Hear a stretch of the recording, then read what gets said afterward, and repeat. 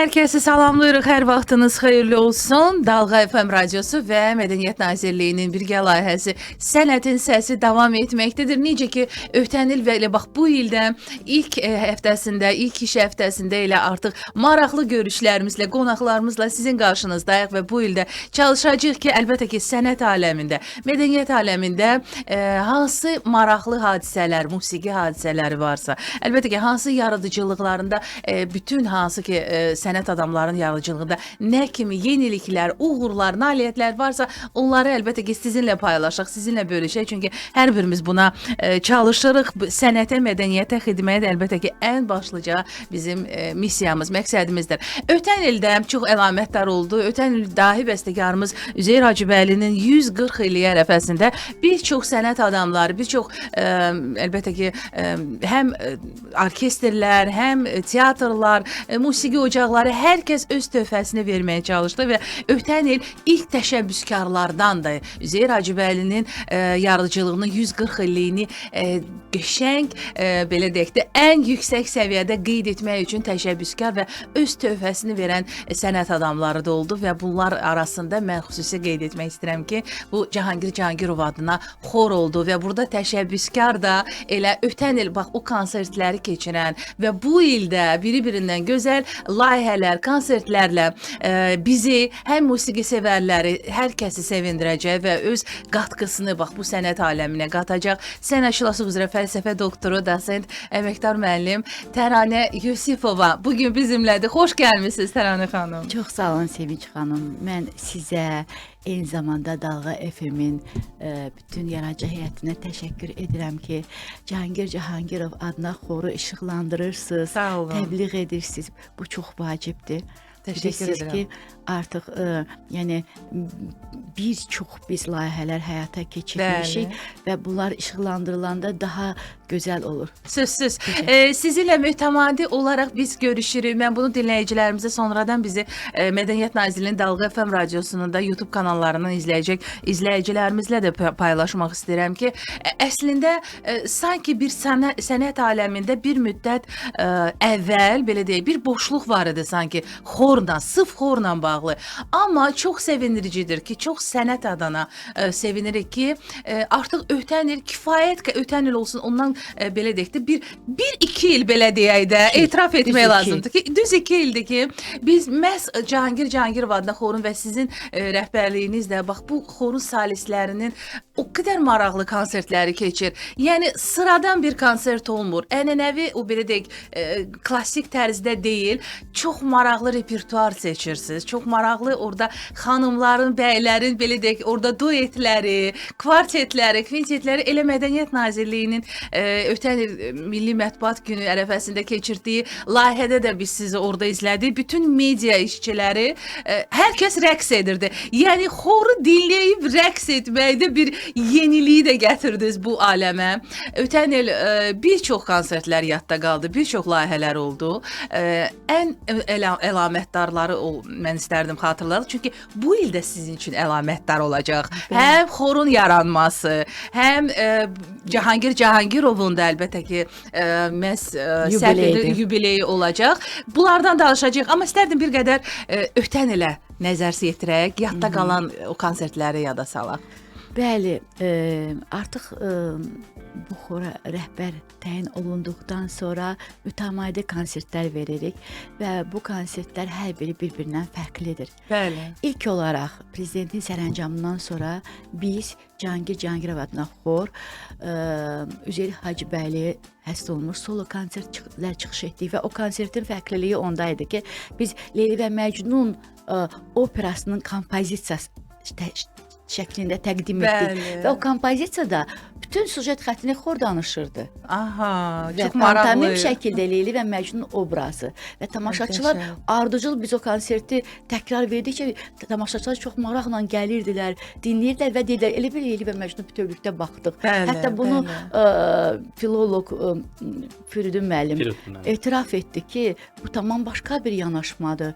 Yəni, mən belə bir səhnə görməmişdim. Burada sizin xorunuzda başdakı ifaçıların hər biri həm Leyli idi, həm Məcnun idi və çox maraqlı bir sözlər Bəli, xordan danışarkən mən daha bir qonağımızı da təqdim etmək istədim. Elə xorun üzvü, xor artisti, belə xorun belə deyək də solist ifaçılarından biri, solo daha çox ifa edən Məhəmməd İsmail da bugün bizimlədir. Siz də xoş gəlmisiniz. Çox sağ olun. Xoş gününüzə gələk, Yeni var iliniz olasınız. mübarək olsun. Sizlərlə bahəm. Təşəkkür edirəm. Təşəkkür var edirik. olasınız. Qaydacağıq sizə və mən Tərəf xanım elə qaldığımız yerdən istərdim davam edin. Və davamlı şəkildə biz hər dəfə məsələn biz belə bir konsert verdik. Xor və estrada sənəti. Belə bir konsert təbii ki, o çalışıram ki, sujet xətti olsun hər bir konsertin. Bəli, bax o tamam hiss başqa olunur. bir yanaşmadır. Və bilirdim ki, yenə də prezidentin sərəncamına Bəxtiyar Vahabzadənin 100 ilinin keçirilməsi üçün tədbir. Və ilk yanaşma yenə məndən solo konsert kimi biz yanaşdıq daha doğrusu. Və Beynəlxalq Muğam Mərkəzində keçirildi. Behriman xanım Zəkili xalq artisti. Çox möhtəşəm bir konsert. Və inanın ki, çoxları indi də yazır ki, hələ o təəssüratdan ayılmamışıq. Çox gözəl. Təəssüf edirəm indi çəkilişimiz tam olmadı, amma belə var, amma o deyil də. Sonra biz həmin Behriman xanım Heydər Əliyev Sarayına müraciət etdi. Orada Bəxtiyar Vahabzadəyə həsr olmuş konsert və yəni poeziya şəklində ədəbi bədii gecə keçirildi. Orada biz 3 nömrə ilə çıxış etdik. Konsertlərin fərqi onda idi ki, bizdə daha musiqi nömrələri çox idi. Orada amma qiraət idi, daha çox poeziya idi. Tamaşaçılar da yəni orada poeziyaya görə daha çox gəlmişlər. Biz konsert bədii gecə kimi keçirdik. Bir sintez edirsiniz, maraqlıdır. Yəni poeziya ilə musiqinin, xorun o vəhdətini yaradırsınız. Bəli, orada yanaşmada Bəxtiyar Vahabzadənin çoxlu mahnıları var idi, amma yəni professional əsərlər çox az idi. Mən çalışdım ki, Bəxtiyar Vahabzadənin mahnılarını xor üçün işlədik və yenidən o mahnıları xorla təbliğ etdik. Yəni o əsərləri siz sırf xor üçün işlədiniz. Yəni əslində bəlkə də solo ifa üçün yaranmış əsərləridir. Yəni bunun da sözsüz ki, çətin tərəfləri var. Yəni xor üçün bunu işləmək, hardasa yəqin ki, bunu musiqiçilər bilərlər ki, o nə dərəcədə çətindir. Məsələn, Kəpənək mahnısı adi mahnıdır, amma artıq xorla daha professional təbliğ olundu. O bir sənət əsəri kimi, bir başqa bir əsər kimi təqdim olundu. Yadındamı Xəyyəm Mirzəzadə? Təbii ki, çox gözəl ifa olunub. Amma xor və solistlə tamam başqa bir yanaşma oldu. Emin Sabitoğlu Dayan Zaman və yaxud da bir çox əsərlər. Amma qarşıda biz həmin tədbirdən bir mahnı var. Sən güldən də gözəlsən. Və o mahnı çox böyük bir ajiotaj yaratdı. Orada Məhəmməd İsmailin də solosu var. Bilirsiniz necə? Ümumiyyətlə o konsert çox fərqli bir konsert idi. Yəni tamaşaçının rəyindən deyirəm, biraz təvəzzökarlıqdan uzaq olsa da. Yəni dinləyici fikridir. Dinləyici fikridir ki, yəni ki, bizim ruhumuz dincəldi və tamam bu elə bir ki, başqa bir aləmə düşmüşdük, elə deyirdilər. Və mən bu yeni bir 16-sında, yanvarın 16-sında Beynəlxalq Muğam Mərkəzinə keçiləcək konsertin adını Sən güldən də gözəlsən qoydum. Nə gözəl. Bir anons edək. Demək ki, yanvarın 16-sında daha bir konsert olacaq Beynəlxalq Muğam Mərkəzində. Elə o mahnının adı ilə. Demək daha gözəl olacaq o konsert. Fərqli nömrələrdir. Təbii ki, eyni deyil. Bəxtiyar Vahabzadədə olan əsərlərdən bir neçəsi 3-4 nömrə, amma yeni əsərlər səslənəcək. O kontenti formatı necə olacaq? Poeziya yenə də olacaqmı? Burada yazmışıq, afişada yazmışıq ki, bəstəkar mahnıları. Yəni burada artıq bu tərzdə yanaşmadır. Bəstəkar mahnıları artıq xor üçün işlənilmə var axı. Bunları yenidən əksəriyyətin özüm işləmişəm, amma başqa işləmələr də ola bilər ki, var. Məsələn, Kəpənəyi mən işləməmişəm. Ertuğrul bizim tələbədir. Bakı Musiqi Akademiyasında o işləyibdir. Amma digər çox hissəsini mən mahnıları işləmişəm xor üçün. Siz xor üçün işləyirsiniz. Bəli. Xor üçün işləməsəm repertuarı yoxdur. Xor repertuarı zəngin deyil. Elə bax, mən onu deyəcəkdim ki, çünki indiyə qədər çox az idi. Ümumiyyətlə xorun hansısa bir tədbirlərdə çıxışı çox az, nadir hallarda olurdu. Bilirsiniz, professional əsərləri var, amma professional əsərləri konsertə salırıq. ağır gəlir bəzən. Tamaşaçını bəli. cəlb eləmək üçün mahnıları təbliğ edəndə onlar daha çox maraqlanırlar. Kino musiqisinə də müraciət Aha, edirsiniz. Çox bəli, indi möhtəşəm mən bəyənirəm onu. necə də Aha. sözün üstünə gəldi, fevral ayında kino musiqisi olacaq. Bax mütləq mən o konsertə gəlməliyəm. İdeyalarım, yəni istəmirəm əvvəldən səsləndirib, biraz əvvəldən səsləndirmək xoşlamıram, amma siz məni qabaladınız, mən onu demək istəmirdim. Amma burada demək lazım. Sirlər açıldı. Sirlər açıldı, bəli. İnşallah. Fevral ayında inşallah. Çünki dinləmişəm, çünki izləmişəm, görmüşəm ki, xorda da maraqlı elə Üzeyir musiqisinin özü olsun, o Aşın Malalan operettası olsun, digər o olmasın, bu olsun. Yəni o fərqli həm də triodur, duet olur, qızların xoru ayrı, oğlanların xoru. Gülçöhrənin naləsini mən xor üçün işlədim, akapella şəklində. Akapella, Yəni belə bir bəli. yanaşmalar gəlin etiraf edək olmurdu. Bəli, yox Belə idi. mən məsələn Etiraf etmək tutaq ki, lazımdır. Hacı xan Məmmədov gözünə qurban. Alətlər insan səsindəndir. Mən onu fortepianola səsləndirmirəm. İnsanlar o alətləri əvəz edir və solo ilə.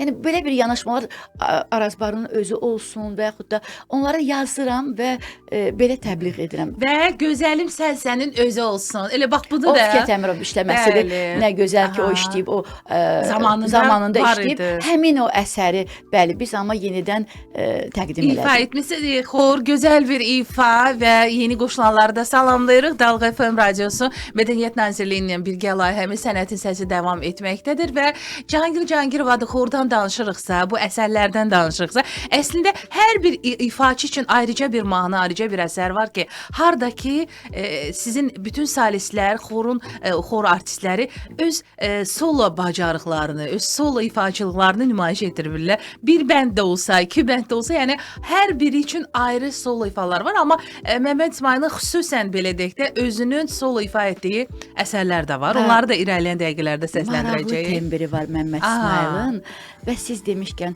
çalışıram kimə hansı mahnı yaraşır ona təqdim Bəli. edim və şükür Allaha ki yanılmıram. Məmməd İsmail Sən Güldən də gözəlsən də ikinci bəndi oxumuşdu və deyim sizə çox uğurlu alındı. Aha. İndi bu əsərdə birinci bənddə idi, ikinci bənddə Pərvin Səfərov ifa edirdi. Pərvin Səfərov. O da çox gözəl solistdir, həm də xor ifaçısıdır. Aha. Yəni Sən Güldən də gözəlsən bizim konsertimizdən bəlkə canlı oxuyaq. Ay, maraqlı olar. Olar. Səhər-səhər düzdür, o deyir, xor solistindən məncə soruşmaq lazım deyil də, səs yerindədirmi, yoxsa yox? Bizim günə başlamağımız Necə başlayır? Raspevka ilə başlayır. Bəli. Oxu məşqi. O üzüm məşqidir sizdə, Bəli, yəni bəli. müxtəlif. Səs məşqləri ilə başlayır. Nəzərə alsaq ki, bu gün məşqsizəm. Aha. Deyir, o Çalışdıqca. qüsura baxmayın. Yəni bir qüsur olsa, amma Çalışacağım. Onun səs yazısı da var, amma belə canlı oxusun onun tamaşaçılar üçün maraqlı olar. Bəli, bu bəli. saatlarda. Buyurun. Buyur. Eşidək. Döşünə gül taxmısan, əkisənmi güldənsən?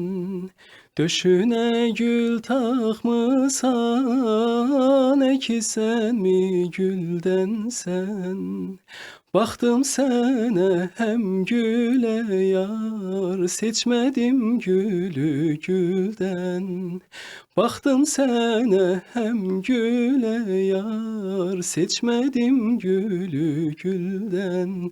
Sən güllərin gözəli yar, eşqimin bəzəyisən. Güllərin gözəli yar, eşqimin bəzəyi.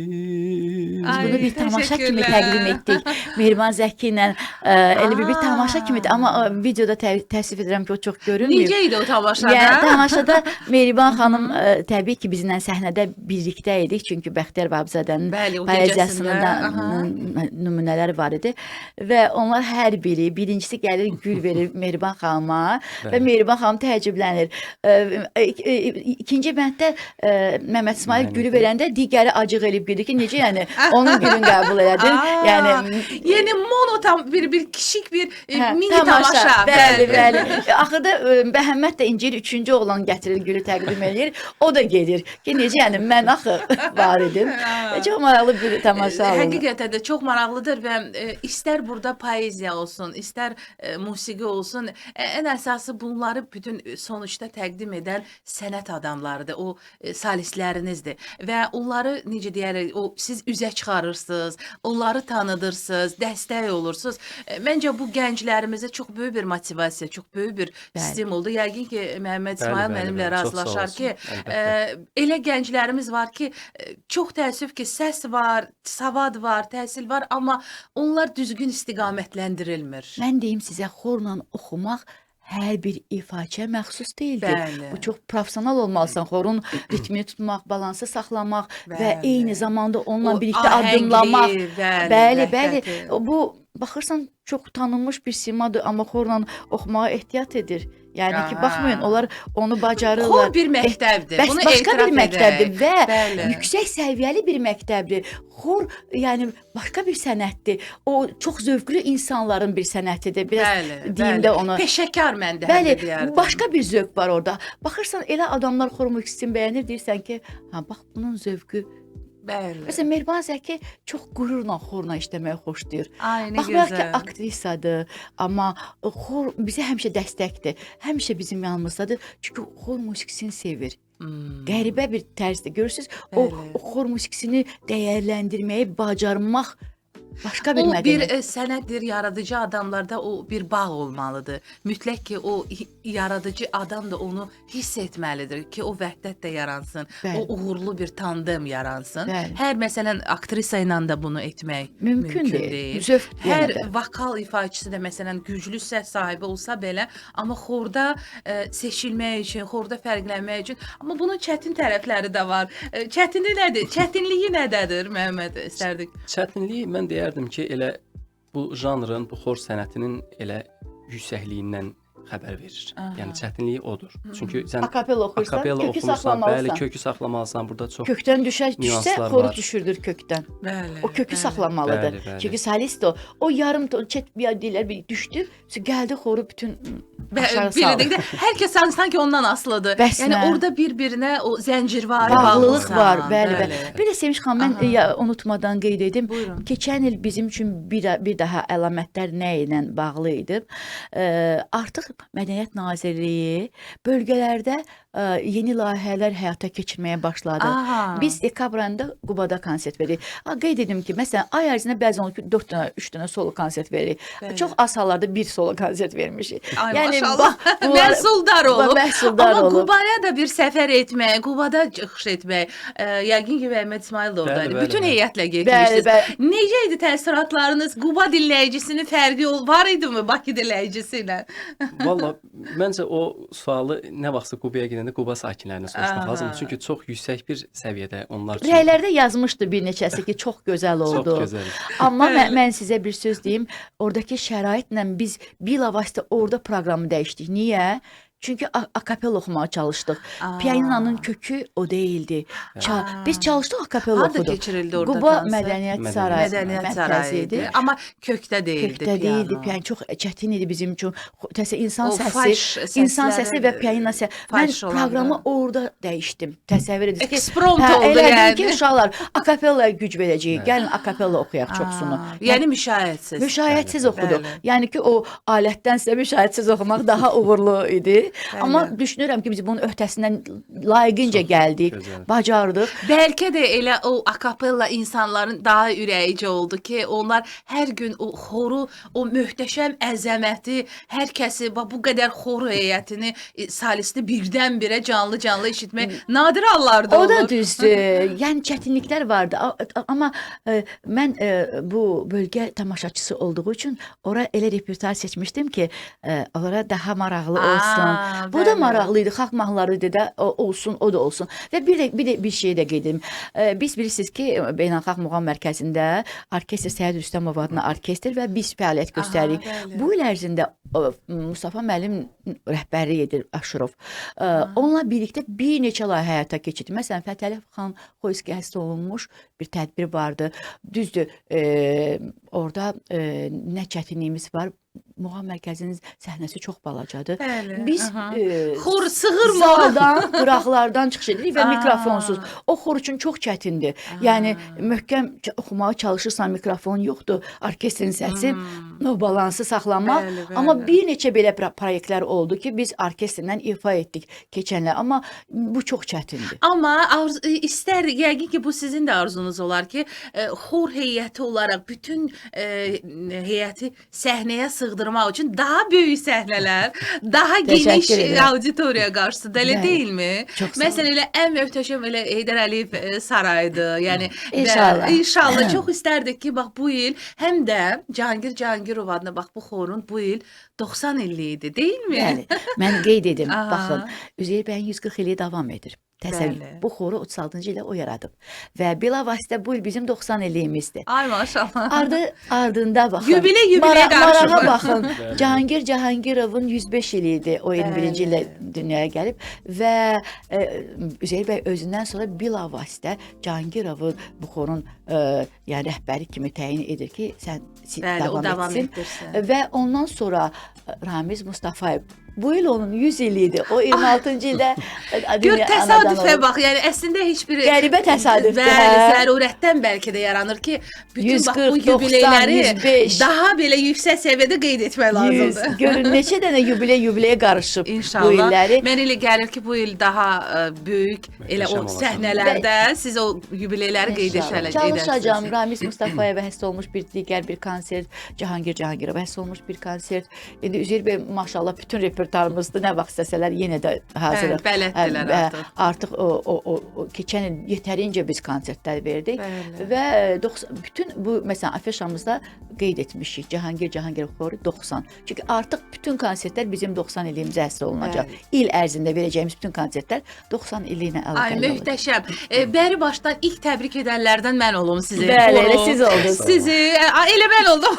Bu Nə il ilk gözəl. dəfə, Və yəni. arzu edirəm ki, bax il boyu həm də keçiriləcək konsertlərinizin də hər zaman elə gələk iştirak edək, həm efir vasitəsilə də anonslarını edək, dinləyicilərimizə səslənək. Çünki həqiqətən də insanın musiqi zövqünün formalaşmasında və ələxüsusda gənc istedadların xorda püxtələşməsi, peşəkarlaşması bu bir şansdır. Məncə hər bir xorun solisti bir şanslı ifaçı Əlbəttə deyə ki. bilirsiniz özünüzə. Əlbəttə ki, tam əminliklə. Mən deyə sizə bilərik. deyim, xor sizdən də qabaq Aha. bizim xorumuz artıq beşi gələndə bir gözəl bir xalça düzəldiblər. 90 illik yazıblar və biz möhtərəm prezidentimizin o səmimi qızları Arzu xanım Əliyeva və Leyla xanım Əliyeva'nın bir proyektdə, bir konsertdə olmuşduq.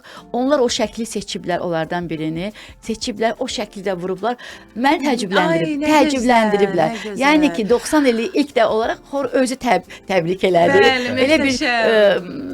Görüntüylə, vizual bir və mən də bəli. təəccübləndim. Ay inşallah hələ ilk addımımızı qoymuşuq 26-cı ilə. Düşüncəyə baxın. Düşərli olacaq demək ki, bu İnşallah. bir işarədir buna. İnşallah. Əlbəttə. Cahangirov musiqisini də yada salağın. Zərif gülüşlü. Ha, mütləq. Möhtəşəm bir əsər və bu deməli Zərif gülüşlümü həm də Məhəmməd İsmayıl da ifa edir. Bəli. Birinci bənddə elə Məhəmməd Birinci İsmayılov. bənd elə sizin ifanızdır. Gəlin eşidək, daha sonra davam edəcək.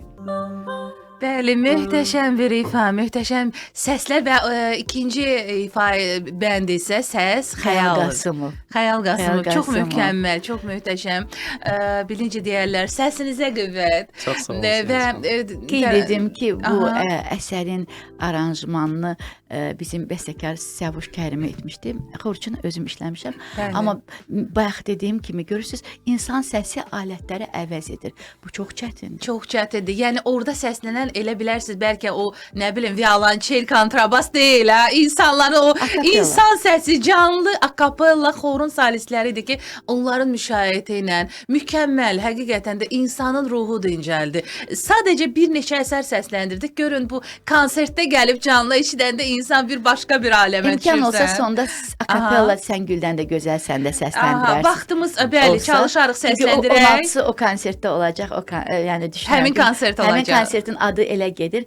Tamaşaçılar qoy dinləsinlər hansı mahnını dinləyəcəklər. Mən sizə çox təşəkkür edirəm Təranə xanım. Çox təəssüf ki, vaxtımız artıq məhduddur. Verilişimizə ayrılan efir vaxtı sona çatmaq üzrədir. Amma mütəmadi olaraq sizin salislərinizlə görüşürük. Radiomuzda dəvət edirik, qonaq olurlar onlar və bu il isə bu xorun 90 illiyi idi. Mənə elə gəlir ki, daha sıx-sıx görüşəcəyik. Daha geniş dinləyici auditoriyasını həm də sonradan Mədəniyyət Nazirliyinin və Dalğa FM radiosunun YouTube kanalından da izləyəcəksiniz. Oradan da həm də tanısınlar və bilirsiniz nəyə siz bir mesajdır, nəyə siz əminliklə bunu təsdiqləyirsiniz ki, keyfiyyətli musiqi ilə, sırf peşəkar ifaçılıqla, vokalla, bax bu cür xor ifaçılığı ilə ən yüksək zirvələrə nail olmaq mümkündür. Biz artıq tamaşaçı axtarmırıq, tamaşaçı biz axtarırıq. Bəli. Buna görə şükür edirəm. Çox yəni şükür. ki, bunu bacardıq. Çox Tamaşaçı şükür. bizim üçün gəlir, dayanır ki, mən də içəri keçim. Yəni bu dəfə bizdə təsadüfdən bilet alanlardan gəlməmişlər, amma o insanlar içəri girdilər və böyük maraqla bizi izlədilər. Bu mənim üçün qürur verir. Bəli, bu sizin uğurunuzdur Təranə xanım və əminik ki, bu ildə əlinizdən gələni əsirgəməyəcəksiniz. Necə o belə deyək də, bilirəm həm tələbkarsınız və tələbkarlıqdan da irəli gəlir, deyilmi? Bütün uğurlar. Ona görə də bütün heyətinizə efir vasitəsilə də digər salislərə və sizə başda olmaqla Təranə xanım çox təşəkkür edir və uğur arzu edirik. Yanvarın 16-sı inşallah növbəti konsertinizdə görüşürük. Bəli. Buyurun. Sizin də son sözünüz dinləyicilərimizə. Mən sizə təşəkkür edirəm Sevinç xanım. Sağ olun. Mən də sizə ilk öncə təşəkkür edirəm ki, hər zaman əsl keyfiyyətli musiqini, Azərbaycan milli mədəniyyətinin əsl musiqisini hər zaman işıqlandırırsınız, bizi mütəmadi olaraq çağırırsınız. Təşəkkür edirik. Hal-hazırda olduğum xorun bir üzvü olduğum üçün bunun həm məsuliyyətini dərk edirəm və bunun böyüklüyünü dərk edirəm və fəxr edirəm. Ay, nə gözəl, nə gözəl. Həm rəhbərimizlə, həm də ki, kollektivimizlə. Bəli, mən də sizin sözlərinizə qoşuluram. Fəxr edirik ki, Azərbaycanın Cahangir Cahangirov adına xoru var. O hansının ki, bu il 90 illiyi qeyd olunacaq və əlbəttə ki, bu il ərzində bir çox layihələr olacaq. Onlar haqqında elə il ərzində danışarıq inşallah. Mən də bir daha təşəkkür edirəm hər birinizə. Var olun. Minnətdarıq. Verilişimizi Mədəniyyət Nazirliyinin və Dalğa FM radiosuna YouTube kanallarından da izləyə bilərsiniz.